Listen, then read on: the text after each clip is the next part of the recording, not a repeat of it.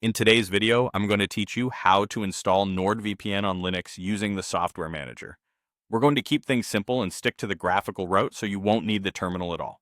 By the end, you'll have NordVPN installed, launched from your applications menu, and you'll be signed in with your account. First, download the correct installation package from your Nord account.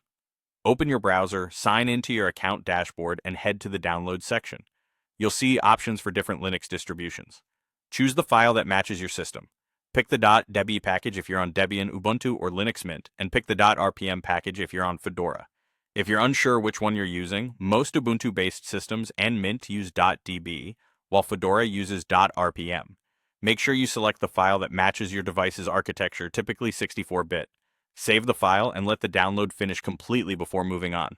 You'll usually find it in your Downloads folder. Next, install the package using your system's software manager. Open your file manager, go to Downloads, and double-click the file you just saved. Your system should automatically open it in the graphical software manager. Depending on your desktop, this might be called Software Center, GNOME Software, Mint Install, or Discover. You'll see an Install button. Click it to begin. The system may ask for your computer's password to authorize the installation. This is normal and helps keep your machine secure. Let the installer run, and don't close the window until it shows that the installation has completed. If you see any on-screen prompts from the software manager, just follow them as they appear. Once the installation is done, it's time to launch and log in. Open your applications menu, then search for NordVPN by typing its name into the search bar.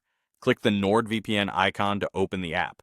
When it launches, choose the option to log in and use your existing Nord account credentials. Some systems may briefly open a browser window to complete the sign-in. If that happens, just follow the instructions there and return to the app when prompted. After you're signed in, you'll be ready to connect and use the service.